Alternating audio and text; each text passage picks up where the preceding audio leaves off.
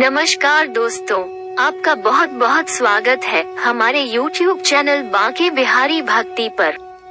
आज हम आपको पुत्रदा एकादशी के विषय में बताएंगे तथा ये भी कि पुत्रदा एकादशी की विधि क्या है तथा कौन से भगवान की आराधना करनी चाहिए और इसे करने से क्या क्या लाभ प्राप्त होते हैं।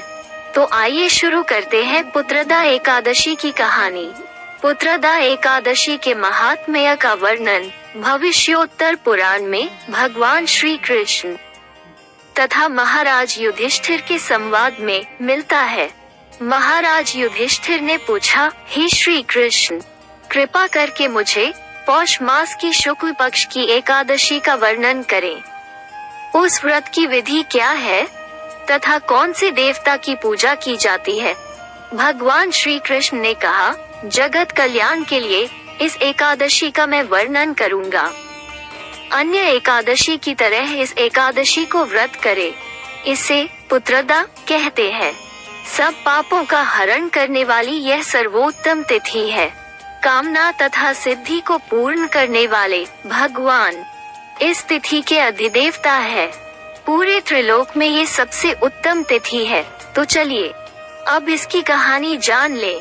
एक दिन घोड़े पर सवार होकर महाराज सुकेतुमान गहरे वन में चले गए। पुरोहित और दूसरे लोगों को इसकी कल्पना नहीं थी। पशु पक्षियों से भरे हुए इस गहरे वन में महाराज भ्रमण कर रहे थे। दोपहर होते ही महाराज को भूख और प्यास लगी। जल की तलाश में महाराज इधर उधर घूम रहे थे। अचानक पूर्वजन्म के पुण्य से उन्हें एक जलाशय दिखाई दिया। उस जलाशय के पास ही एक मुनि का आश्रम था।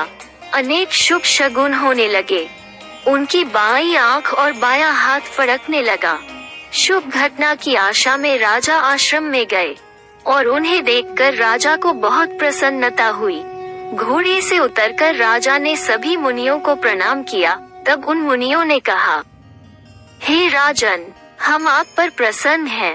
राजा ने कहा, हे मुनिगण, आप कौन है? आपके नाम क्या है? आप यहाँ पर किस उद्देश्य से एकत्रित हुए हैं? कृपया हमें सत्य बताइए। मुनि ने कहा, हे राजन, हम विश्वदेव हैं। आज से आने वाली 5वीं तिथि से माघ मास प्रारंभ होगा। आज पुत्रदा एकादशी है। जो कोई भी यह एकादशी करता है उसे पुत्र प्राप्ति अवश्य होती है। राजा ने कहा, हे विश्वदेवगण, अगर आप मुझ पर प्रसन्न हैं तो मुझे कृपया पुत्र प्राप्ति हो। मुनि ने कहा, राजन, आज पुत्रदा एकादशी है। आज आप इसका पालन करें। भगवान केशव के प्रसाद रूप आपको पुत्र प्राप्ति होगी। भगवान श्री कृष्ण ने कहा, हे युधिष्ठिर। इस प्रकार मुनियों के कहने पर राजा ने एकादशी व्रत किया। द्वादशी को व्रत संपूर्ण करके मुनियों का आशीर्वाद लेकर राजा वापस आए। उसके पश्चात ही रानी गर्भवती हुई और एकादशी के पुण्य से राजा को तेजस्वी पुत्र की प्राप्ति हुई, जिसने अपने उत्तम गुणों से अपने पिता को संतोष दिया। वो उत्तम प्रजा पालक था। इसलिए हे राजन, पुत्रदा व्रत अवश्य करना चाहिए। जो कोई भी इस व्रत का पालन करता है उसे पुत्र की प्राप्ति होती है। जो इस व्रत की महिमा पढ़ेगा, सुनेगा या कहेगा उसे अश्वमेध यज्ञ के फल की भी प्राप्ति होगी। तो दोस्तों, ये थी पुत्रदा एकादशी की कथा तथा व्रत विधि।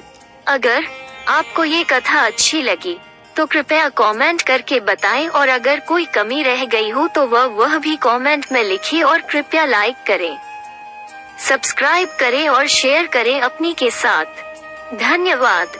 आपका दिन मंगलमय हो।